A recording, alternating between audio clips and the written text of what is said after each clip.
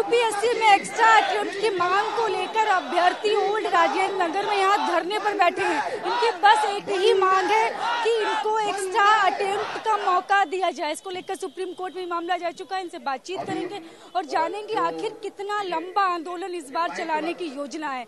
तो अपना नाम बताइए आप मुझे और बताइए कितना लंबा इस बार आंदोलन चलाने वाले हैं आप लोग। मैं सुभाष ठाकुर मुजफ्फरपुर बिहार से आया हूँ। हमारी मांग है, कोरोना के जो 2 वर्ष रहे 2020 और 21, इसने सबको प्रभावित किया, लेकिन जो स्टूडेंट कम्युनिटी है, खास करके प्रतियोगिता परीक्षाओं की तैयारी करने वाला वर्ग, वो सर्वाधिक प्रभावित हुआ, क्योंकि यूपीएससी सिविल सेवा में उम्र और अटेम्प्ट दोनों की सीमा होती है। तो बहुत सारे लोग ऐसे थे जो इन्हीं 20 और 21 में उनका वो आखिरी अटेम्प्ट था, और उस समय की जो परिस्थितियां थी उनके कारण लॉकडाउन का लगना, कोचिंग संस्थानों का बंद होना, अध्ययन सामग्री की उपलब्धता नहीं है, गांव में इंटरनेट कनेक्टिविटी नहीं है, लोग अपने अपने घरों में पूरी तरीके से बंद हो चुके हैं। उस परिस्थिति में भी सरकार ने एग्जाम कंडक्ट करवा लिया। हम लोग चाहते थे कि सरकार एग्जाम को थोड़ा डिले करे, ताकि स्थिति जब सामान्य हो जाए तब हम सही से तैयारी करके परीक्षा में बैठे, लेकिन सरकार नहीं मानी। सरकार ने एग्जाम कंडक्ट करवा लिया। नतीजा हुआ कि बहुत लोग जो तैयारी कर ही नहीं पाए, वो आधी अधूरी तैयारी के साथ एग्जाम में बैठे, क्योंकि उनका आखिरी अटेम्प्ट था। अगर नहीं बैठते तो वैसे भी खत्म हो जाए। लोग लंबे समय से आंदोलन कर रहे हैं, इस बार अब ये शुरू कर दिया है फिर से आपने, तो कितना लंबा चलने वाला?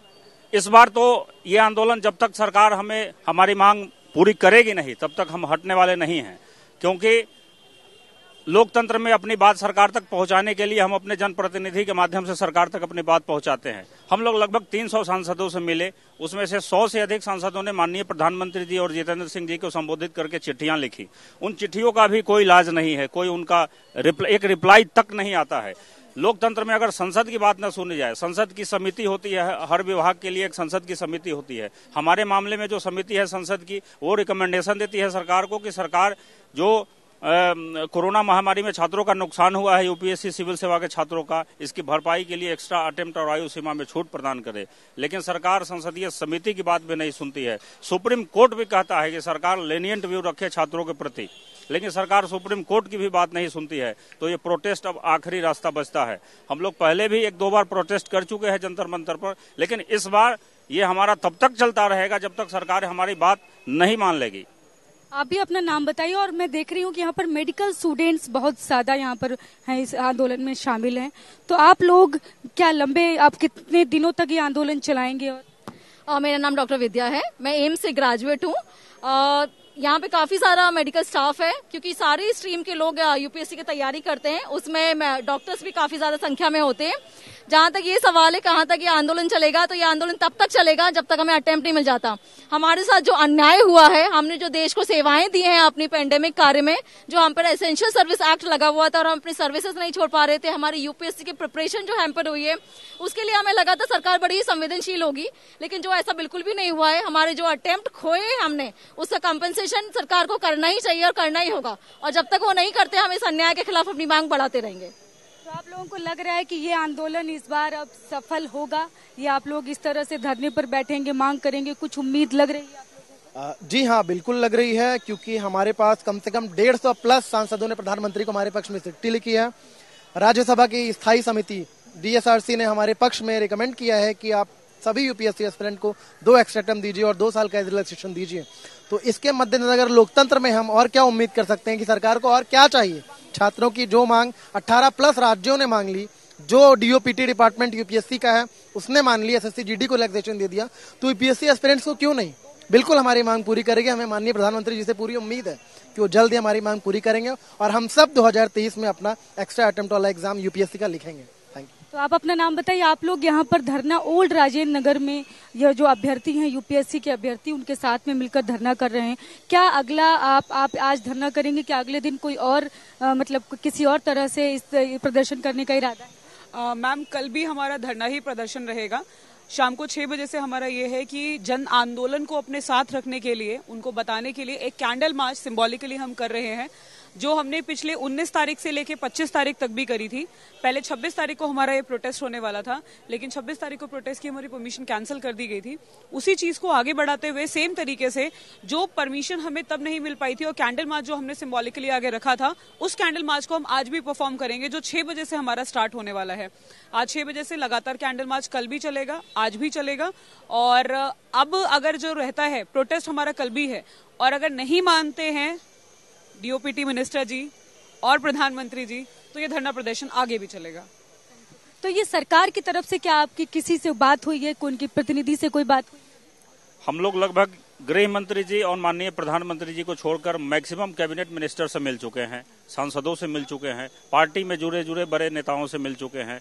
सरकार इस बात से पूरी तरह वाकिफ है, ऐसा नहीं कि सरकार तक ये बात पहुंची नहीं है। जब संसद की समिति कोई बात कहती है तो सीधे प्रधानमंत्री जी के उस संज्ञान में होता है, लेकिन पता नहीं सरकार को देने में ऐसा क्या जा रहा है। यहाँ तो सरकार का ईगो का भी सवाल नहीं है। हम तो किसानों की तरह आंदोलन नहीं कर रहे हैं कि हम कह रहे हैं कि आप बिल वापस ले लीजिए, सरकार की ईगो का सवाल था। हम तो कुछ मांग रहे हैं, याचना ही तो कर रहे हैं। आखिर हम युवाओं ने ही माननीय प्रधानमंत्री जी को सराखों पर बिठा रखा है, तो प्रधानमंत्री जी को इसमें जाता क्या है? न तो संसद में इसके लिए बिल लेकर के आना है, न संविधान में संशोधन करना है। बस एक निर्णय से प्रधानमंत्री जी हम लाखों युवाओं की आंखों से आंसू पोंछ सकते हैं। आप कितने राज्यों के लोग इस आंदोलन में शामिल? मैडम ऑलरेडी ये जो कंसर्न है पूरे देश का कंसर्न है। नाम भी बताइए। मेरा नाम अजिनाथ केदार है, I am from Pune Maharashtra. तो बात ये है मैडम कि सिंस लास्ट 2020 हुआ, 21 हुआ और 2022 है, प्री का हो, मेन का हो या इंटरव्यू के स्टेज में, अगर किसी भी बंदे को कोविड हो जाता है तो बात वही है कि अगर वो कोविड हो जाता है वो मरे भी ना करे, हमें कुछ लेना देना नहीं। ये रवैया सही नहीं है। अगर देश में 18 से ज्यादा स्टेट्स है और उन्होंने सबने रिलैक्सेशन दे दिया है, जो डीओपीटी मिनिस्टर है उनके अंतर्गत ही स्टाफ सिलेक्शन जीडी का एग्जाम होता है, उनको भी रिलैक्सेशन दे दिया है। तो इसका मतलब ये नहीं होता ना कि उनको रिलैक्सेशन है। 18 से ज्यादा स्टेट में जो बंदे प्रिपरेशन कर रहे हैं उनको रिलैक्सेशन देना चाहिए, और ये यूपीसी वाले बंदे हैं उनको ही पैरिटी कहाँ है? हम तो मांग रहे हैं कि हमें एक अटेम्प्ट दिया जाए, मगर दिक्कत वही हो रही है कि अब 2020 हुआ, 21 हुआ, 22 हुआ, एक मांग के लिए, यानी कि एग्जाम। अभी देखिए घर में अगर मौतें हो रही है, आजू बाजू में मौतें हो रही है, हम खुद इन्फेक्टेड है, तो कैसे एग्जाम दे?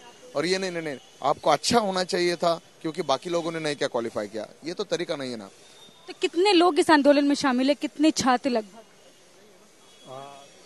ये मैडम 2020, 2021 एंड 2022, यानी कि हमारा, मैं 2020 से बिलोंग करता हूँ, तो मेरे वक्त ही एटलीस्ट 30,000 अराउंड स्टूडेंट थे। तो उसके बाद भी बढ़ते गए, आज 1.5 लाख से भी ज्यादा स्टूडेंट है कि जिनको जरूरत है कि आप रिलैक्सेशन दे दीजिए।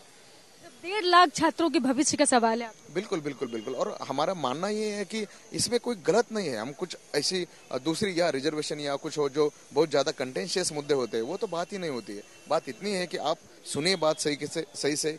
सच में दिक्कत थी, आपको भी पता है। आप कई सांसद है जिनको कोरोना हुआ था, वो उस सदमे से गुजर चुके हैं। एटलीस्ट एक ह्यूमैनिटी के ग्राउंड पे सोचना चाहिए कि अरे भाई दे दीजिए। वो तो दर्द समझते होंगे। हाँ बिल्कुल बिल्कुल, वही है हमारी आशा।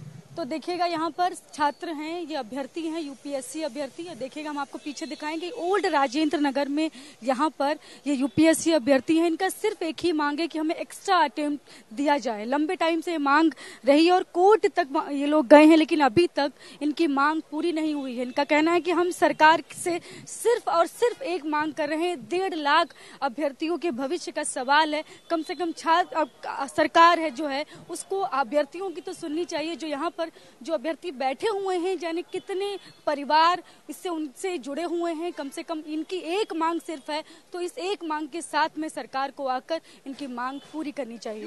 तो कैमरा पर्सन मुनीश भल्ला के साथ मैं Shalini Vajpayee, TV9।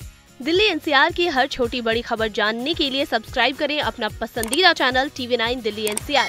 Facebook, Twitter और इंस्टाग्राम पर हमें सर्च करें @TV9 दिल्ली NCR पर।